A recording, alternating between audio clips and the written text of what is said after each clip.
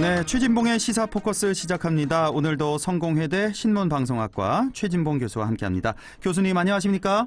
예, 안녕하세요. 예, 오늘 좀 급박한 일이 있어서 빨리 얘기를 좀 시작해야 되겠네요. 원래 준비한 내용들이 있었는데 그 얘기는 못할 것 같고 일단은 그 북한의 그 도발 얘기를 오늘 좀 주로 해야 될 것 같습니다. 정말 생각지도 못한 사건이 터져서 갑자기 지금 어제부터 전국이 아주 어수선해지고 혼란스러운데 일단 북한 군에 의해서 우리 민간인이 피격당해서 사망을 했고요. 그리고 시신이 이제 불태워졌다는 것까지 이렇게 보도가 됐었는데 그랬죠. 오늘 갑자기 오후에 북한 통지문이 발표가 됐습니다. 오전에 전달됐다고 하는데 오후에 이제 서훈 안보실장이 발표를 했는데 이 내용을 들어보니까요. 일단 가장 핵심이 우리 저기 어떻게 인간이 천인공노할 짓을 하냐, 야만적인 이런 행태, 불태웠다는 것 때문 아니겠습니까? 저는 이 북한의 이 통지문 내에서 보면 그 얘기가 가장 먼저 들어오더라고요. 일단 사격을 했는데 저격을 하고 시신이 어디로 간지 모른다는 거죠. 밑에 뭐 가라앉았는지. 그래서 그 위에 있던 부유물만 불태웠다는 거예요. 북한 주장입니다. 이거는. 맞습니다. 그러니까 지금 말씀하신 혼돈스러워지네요. 그러니까 통지문의 내용을 보면 북한은 일단 이제 그 부유물 위에 한 사람이 떠내려온 걸 발견을 했고 약 한 이제 40-50m 떨어진 장소에서 누구냐고 물었을 거 아니에요. 그렇습니다. 일단 어쨌든 자기 해상으로 누군가 침입을 했으니까 그래서 물었는데 얼버무리는 제대로 말을 못했다고 그래요. 근데 여기서 그분이 왜 말을 못했냐?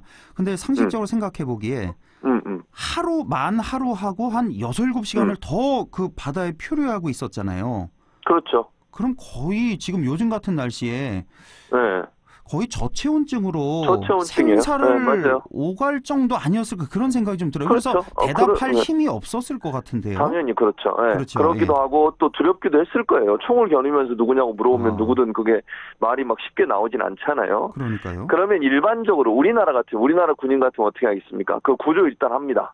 구조 배에 올려놓고 그 다음에 신문을 하죠. 너 어디서 왔냐? 뭐 어떤 사람이 이럴 텐데 북한군이 이제 일단 사격을 한 거거든요. 결국은 거기서 부유물 위에서 있는 분이 제대로 2번 정도 물었는데 답변이 없어서 또 얼버무려서 사격을 했다. 그리고 그 사람이 이제 사격을 하고 나니까 거기서 피격이 당해서 사망한 걸로 보이고 그리고 가까이 갔더니 이제 시신, 그러니까 사격을 당해서 사망한 사람의 시신을 넣고 부유물만 있었고 부유물 위에 피가 흥건히 쌓여 있었다. 이렇게 좀 발표를 하고 있거든요. 그래서 그 부유물을 불태웠다.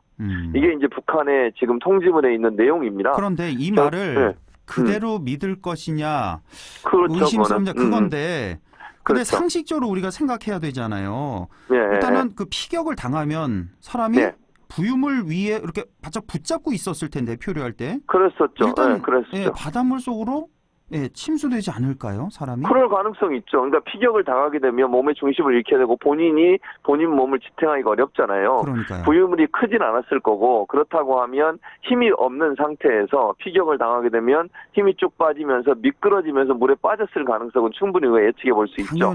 당연히 그렇게 될 것 같은데요. 그렇죠. 왜냐하면 또 물기가 있어서 손에 힘이 없으면 버티기가 힘들 거예요. 부유물 위에서는. 그게 만약 배라든지 큰 물체라면 문제가 뭐 더 오랫동안 있을 수 있지만 그걸 겨우 붙잡고 하루 이상을 이렇게 버텼을 거 아니에요. 기진맥진한 상태에서 물이 있으니까 또 미끄러울 수밖에 없고 우리가 보통 이제 뭐 튜브 같은 것도 마찬가지예요. 거기에 타고 있다가 힘이 빠지면 쭉 내려가는 경우가 있을 수 있잖아요. 그런 어떤 원리로 본다고 하면 사살이 됐다고 하면 힘이 빠져서 물속으로 가라앉았을 가능성을 충분히 예측해 볼 수 있을 것 같고 그 상황이 이제 북한의 주장은 그래서 부유물에 피가 있고 시신이 없어서 그 부유물을 태웠다는 건데 이 부분은 우리가 봤을 때 이걸 불태운 장면을 우리가 확인한 것 같아요. 뭔가를 불태운 장면을 확인했지만 그게 시신이 있었는지 없었는지 확인이 불가능해요. 우리로서는. 그러니까 TOD 장비라고 하는 것이 물체를 흐릿하게 보는 거지 그 안에 뭐가 세부적으로 뭐가 있는지까지 다 알 수가 없거든요. 그 거리가 한 제 생각에 10km 이상 떨어지는 거리거든요. 그렇게 되면 우리는 이제 물체가 움직이는 것 또는 이런 것은 확인이 가능하지만 불태운 것까지도 불빛을 볼 수는 있지만 네. 그 위에 뭐 부유물과 시신이 함께 있었는지 아니면 부유물만 태웠는지는 식별이 불가능해요, 사실은. 그런데 이제 북한의 주장은 지금 통지문에 온 주장은 시신은 없었다는 거 아닙니까? 그러니까 그렇죠. 본인들이 사살하거나 시신은 물속으로 가라앉았고 부유물만 있어서 그 부유물만 불태웠다. 이렇게 주장하고 이제 코로나 때문에 그렇게 했다는 주장인 거고요. 이제 이례적인 것은 이제 제가 통지문을 보면서 가장 이례적으로 느낀 건 저는 김정은 위원장이 미안해하고 유감을 표명했다는 게 2차례 정도 나와요, 통지문에. 그러니까 생각보다 빨리 이거를 통지문을 보냈어요. 그렇죠. 그동안은 뭐 무반응일 거다, 당분간은 이런 예상이 많았거든요. 그렇죠. 네. 그리고 나서 또 하나 있었습니다. 거기 우리의 눈길을 끄는 게 뭐냐면 친서를 남북 간에 교환을 했다. 그 얘기도 나와요. 그러니까 사실은 이제 친서 교환을 우리 이제 공개적으로는 하지 않았지만 남북 당국자들 그러니까 대통령과 김정은 위원장 사이에 친서가 오갔고 이 친서가 오갔다는 거는 뭐 며칠 전에 오갔다는 거죠? 그렇죠. 그런 거죠. 그러니까 이제 이 사건이 일어나기 전에 맞습니다. 그 말에 이제 어느 정도 좋은 분위기로 가려는 의도가 있었다고 보여요. 친서 교환을 했다고 하는 것은 그러니까 경색된 남북 관계를 좀 풀어보려는 의지가 있었던 것 같고 그래서 이제 그 내용이 사실이고 김정은 위원장이 이렇게 2번이나 미안하다는 표현을 통지문에 표현했다고 하면 북한은 이건 이례적인 거예요. 북한이 웬만해서는 미안하다, 유감이다 표현 안 하거든요. 그러니까요. 본인들이 잘못해놓고도 그냥 오리발 내밀거나 아니면 그 적반하장으로 자기들이 뭐 잘못했냐 이렇게 지금 맞습니다. 얘기를 하는데 이런 일이 발생한 걸 유감으로 생각한다, 미안하게 생각한다 2번을 얘기했다는 것은 이번 일로 남북관계가 경색되는 걸 결코 원하지 않는 것 같아요. 다시 말씀드려 이걸 이제 다시 유추해 보면 의도적으로 일부러 뭐 우리가 얘기하는 만행을 저지를 생각이 있었다 이렇게 보기에는 이 통지문만 보면 약간 좀 그렇게 보기는 어려움이 있어요. 즉 말씀드리면 이게 우발적인 일이 일어날 수 있고 또 이게 불태웠다는 것도 시신을 불태운 게 아니라 정말 부유물만 불태웠을 가능성은 통지문의 내용으로만 보면 그럴 가능성이 있다는 생각이 듭니다. 그러니까 우리가 좀 상식적으로 생각해봐도 사살을 한 후에 그럼 시신은 당연히 부유물에서 떨어져 나갔을 테고 그럼 그 시신을 다시 건져 올려서 부유물과 함께 태웠다는 건 좀 말이 안 되는 것 같아서. 그렇죠. 그거는 아닌 것 같아요. 왜냐하면 굳이 시신을 끌어올려서 불태울 이유는 없거든요. 그러니까 그럴 이유까지는 없을 것 같아요. 부유물만 태웠다는 말이 일단은 뭐 지금 우리 생각입니다. 이제 더 확인을 해봐야 되겠지만 맞는 것 같고. 오늘 오후에 참 정신이 없었습니다. 갑자기 그렇습니다. 이례적으로 이렇게 빨리 통지문을 보내서요. 또 사과와 함께 이렇게 보냈는데 만약에 이렇다면 이 말이 사실이라면 그나마 좀 나은 거죠? 남북관계가 경색되는 거에 있어서는. 그럼요. 그러니까 예를 들어서 이게 정말 이제 사과하고 미안함을 표현했다는 건 우발적인 일이라는 거잖아요. 예를 들면 의도적으로 정말 우리 국민을 그렇게 했다면 그건 정말 천인공노할 일이고 북한을 정말 어떤 식으로는 우리가 응징을 해야 되잖아요. 우리 나름대로의 방식으로 뭐 우리가 전쟁을 하자는 건 아니지만 뭐 경제 제재를 하는 어떤 방식으로든 북한에 불이익을 줘야 돼요. 우리 국민을 그렇게 무차별하게 사살을 했으니까. 그러나 이제 이게 우발적인 일이고 의도적인 일이 아니고 정말 미안함과 유감을 표명한다고 하면 이게 경색 국면을 어느 정도 물론 뭐 당장 남북관계가 좋아질 수는 없겠지만 어느 정도 마무리돼가는 수순으로 갈 가능성은 있고 저는 이제 이렇게 빠르게 가는 거 지금 뭐 남북관계 잘 아시잖아요. 계속 대결 국면으로 갔었어요. 모든 사람들이 남북관계가 정말 어려워지고 있다고 판단했는데 친서 교환도 있었고 그 전에 또 이렇게 문제가 발생하니까 즉각적으로 반응을 보인 것도 어찌 보면 이 문제가 확산되는 것을 북한 측도 그렇게 원하지 않고 있다. 그렇게 볼 수 있는 거잖아요. 만약에 북한이 우리 정부와 남한과 뭐 경색 국면 계속하고 뭐 긴장감 계속 끌어올리려면 뭐하러 사과를 하겠어요. 너희들이 잘못했다. 침입한 사람에 대해서 총격 가하는 게 뭐가 문제냐 이렇게 나왔을 거거든요. 왜냐하면 그렇게 얘기해도 사실은 뭐 자기들 논리로 하면 북한 논리는 그런 거잖아요. 우리나라를 침범했으니까 우리가 사살할 권한이 있다. 이렇게 얘기해버리면 자기들 논리로는 어느 정도 타당성을 가질 수 있는 논리고 주장이라고 생각할 수 있거든요. 그런데 유감이고 미안하다는 표현을 썼다고 하는 것은 제가 볼 때는 이 일이 더 이상 확산되는 것을 북한도 원치 않고 또 이 일로 인해서 남북관계가 더 이상 경색되는 것도 원치 않는 그런 상황이 아닌가 이런 생각이 듭니다. 자, 그럼 이 사건을 좀 하나하나 좀 짚어봐야 되겠는데 좀 간단하게 좀 짚어봐야 될 것 같습니다. 그럼 처음부터 일단 이 공무원이란 말이에요. 이 군인이 아니고 공무원인데 47세 자녀가 둘이 있는 월북을 한 거냐? 아니냐, 뭐 실족을 한 거냐, 그 얘기가 있는데, 두 가지. 지금 뭐 진실을 알 수가 없으니까 우리가 뭐 추측할 수밖에 없는데, 그렇죠.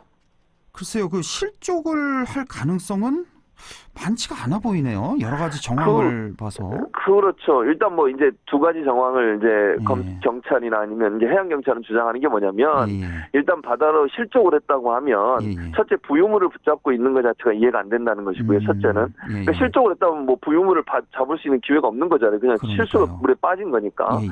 그리고 두 번째는 이제 구명조끼를 입고 있었다는 건데 요건 약간 논란이 있어요. 왜냐하면 뭐, 평상시에 근무하면서 구명조끼를 입으니까. 그렇죠. 예, 입고 있을 수도 있으니까. 예, 그래서 이제 입었다는 거 하나만으로는 그게 논란이 될 수 없고 또 실족을 하지 않았다고, 그러니까 실족이 아니라 월북이라고 주장하는 측의 입장은 이분이 이제 경제적으로 좀 어려움을 당하고 계셨나 봐요. 그래서 뭐 동료분들한테 돈을 몇 번 빌리려고 이렇게 요청도 했었고 이제 채무에 좀 시달리고 있었다는 얘기가 있습니다. 근데 그 금액이 그렇게 크지는 않다고 하더라고요. 뭐 몇 천만 원 단위라고 하던데.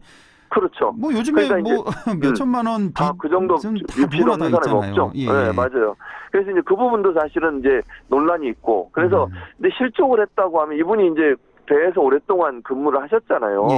그 실족할 수 있을까 하는 부분도 있고 또 슬리퍼를 벗어놓고 갔다는 것도 실족을 조금 왜냐하면 실족을 하면 신발이 뭐 물 위에 떠 있거나 이래야 되잖아요. 맞아요. 그런데 신발이 벗어놓고 보통 이제 사람이 자신의 삶을 정리할 때나 이럴 때 이제 신발을 벗고 보통 이렇게 하잖아요. 목적을 가지고서.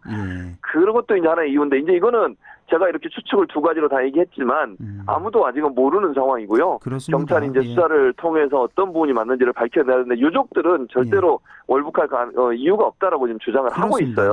그래서 요거는 뭐 주변인들 다. 그래서 이제 경찰이 수사를 통해서 밝혀내야 될 걸로 봅니다. 자, 그렇고 자, 지금 우리 군과 정부의 대응을 두고 지금 말이 참 많습니다. 일단 22일이죠. 22일 화요일 밤 9시 40분경에 이제 피살 당한 걸로 지금 나와 있는데 자, 그러면 그때까지 우리가 한 6시간 전쯤에 그쪽에서 표류하고 있다는 거 우리가 알아챘단 말이에요. 우리 군이. 그렇죠. 알아챘으면 그 6시간 동안 왜 우리는 아무 대응을 안 했냐. 우리 정부는 뭐 했냐. 군은 뭐 했냐. 지금 이런 비판이 쏟아지고 있습니다. 맞습니다. 그 6시간의 무대응. 이걸 어떻게 봐야 될까요? 그러니까 이제 무대응에 대해서 국방부 측은 뭐라고 얘기하냐면 본인들은 이제 전통선이 다 끊어져 있잖아요. 북한이 전부 끊어가지고 이제 통화를 할 수 있는 연락선이 없어서 이제 그렇게 할 수 없었다고 주장을 하지만 그럼에도 불구하고 우리 국민적 감정으로 보면요. 어떤 수단과 방법을 가리지 않고 뭔가 액션을 취했어야 돼요. 우리 국민을 구하기 위해서. 예를 들면 정말 안 되면 배 끌고 그 NLL 근방까지 가서 확성기를 통해서라도 얘기해야죠. 저 그게 또 아쉽더라고요. 왜 우리가 저기 출동을 안 했는지 현장 그 근처로 갔어야 됐을 것 같은데. 당연하죠. 그러니까 NLL을 넘어갈 수는 없잖아요. 그럼 이제 뭐 폭격이 있고 이제 뭐가 문제가 발생해요. 그러나 그 가까이 가서라도 뭐 소리를 지르든 아니면 확성기를 통해서 우리 국민 보내달라 요청을 하거나 아니면 이게 어선들 산에 국제통신망이 또 있거든요. 그러니까 남북 간의 통신망은 다 끊겼어도 이게 선박들끼리 국제통신망을 이용해서 그게 할 수 있는 방법이 또 하나 있어요. 그 방법이라도 활용을 했어야 된다. 그러니까 군 간의 통신선은 끊어졌어도 어선들 간의 통신이 가능한 어떤 국제통신망을 이용해서라도 우리 국민이 갔으니 좀 보내달라, 되돌려달라 이렇게 좀 요청하는 액션이라도 있었어야 된다. 그건 좀 아쉬운 부분이에요. 그렇습니다. 국방부가 어떤 수단과 방법을 가리지 않아야 되잖아요. 이제 국방부가 조금 안이하게 대처했던 것은 설마 그렇게 사살을 할 것까지는 생각을 못했다고 얘기를 하거든요. 그러니까 우리 입장인 거죠. 우리한테 북한군이 넘어오면 사살을 안 하잖아요. 기본적으로 가능한 한 확인하고 뭐 이게 확인해서 뭐가 문제가 있는 무장을 했으면 물론 사살을 하지만 무장하지 않은 상태라고 하면 일단 건져내서 생명을 살려내고 그리고 신문을 해가지고 돌려보낼지 어떨지를 결정하는 건데 북한은 그런 게 아니잖아요.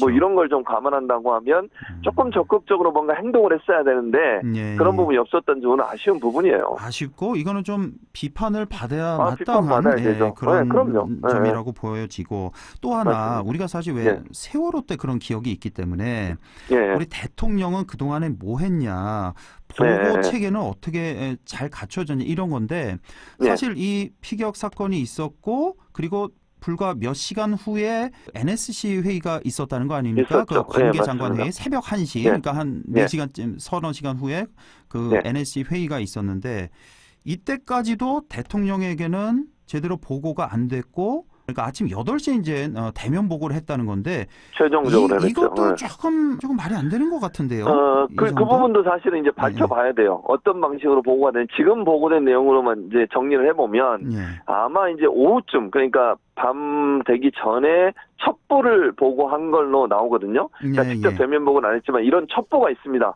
근데 문제는 뭐냐면 첩보가 나오면 이제 그 사실관계를 확인해야 되잖아요. 그렇죠. 이게 왜냐하면 정말 이게 우리 해역에서 일어난 게 아니고 북한에서 일어났고 우리가 그걸 파악하려면 지금 현재는 북한과 직접적인 통화가 안 되니까 감청을 해야 돼요. 예를 들면 북한 군길이 뭐 무선 통신을 하거나 아니면 북한이 뭐 배에서 배로 이렇게 통신하는 걸 감청을 해야 되거든요. 그렇게밖에 방법이 없어요. 지금 상황에서. 왜냐하면 우리가 북한과 연결된 선이 있으면 바로 연락해서 문제를 얘기할 수 있을 텐데 그럴 수 없는 상황이기 때문에 그러다 보니까 이제 이걸 감청해서 이제 국정원이 이거 해야 되니까 그걸 분석하고 이러면 시간이 좀 걸린 것 같아요. 즉 첩보는 일단 입수가 됐는데 그 입수된 첩보만 가지고는 사실관계가 완전히 확인되기 전에 대통령한테 보고하기 어려운 부분이 있어요. 그래서 첩보는 1차적으로 보고를 했고 사실관계를 자꾸 정확히 확인해서 나중에 새벽 1시 조금 넘어서로 제가 기억하는데, 그러니까 연설 끝나고 나서요. 대통령 연설이 유엔에서 물론 연설이 또 딱 그 시각이었죠. 그렇죠. 근데 그게 미리 녹화된 거잖아요. 대통령이 그 현장에서 한 게 아니고 이미 녹화한 영상을 유엔으로 보낸 상태에서 그게 연설이 끝난 시점에서 아마 대통령에게 보고가 들어간 것 같아요. 그래서 대통령이 그럼 사실 있는 그대로를 밝혀라라고 지시를 해서 있는 그대로가 밝혀진 것 같은데 이제 첩보를 입수해서 사실관계 확인하는 과정에 시간이 좀 걸린 것 같고 이 부분이 이제 뭐 만약 필요하다면 저는 그 부분이 제대로 이루어진 건지 조금 더 빨리 보고할 수는 없었는지 하는 부분들은 좀 밝혀낼 필요가 있지만 지금 이제 NSC나 아니면 그 정부의 발표는 그런 절차 때문에 보고가 좀 늦어졌다라고 지금 밝히고 있는 상황입니다. 숨진 이 씨가 피격당하기 한 3시간 전쯤에 일단은 보고가 됐군요. 첩보를 바탕으로 해서 일단은 대통령에게 보고가 됐고 숨지고 한 3시간쯤 후에 NSC 회의, 관계장관 회의가 있었고 정식 보고, 최종 보고된 거는 아침 8시에 대통령께 보고가 됐다는 거. 그렇습니다. 그래서 지금 뭐 김종인 국민의힘 비대위원장도 뭐 대통령의 47시간을 분초 단위로 보고하라면서 이렇게 비판을 하고 있는데 이 얘기는 당분간 조금 오래 갈 것 같습니다. 그럴 것 같습니다. 할 얘기가 지금 되게 준비한 게 되게 많은데 하나도 못하고 시간이 다 돼서요. 오늘 정치 얘기할 것도 많은데 김홍걸, 이상직, 박덕흠, 조수진 얘기도 준비를 많이 했는데 이것도 다음에 또 얘기를 나누고 오늘 여기까지만 말씀 나누겠습니다. 교수님 고맙습니다. 감사합니다. 지금까지 성공회대 최진봉 교수와 함께했습니다.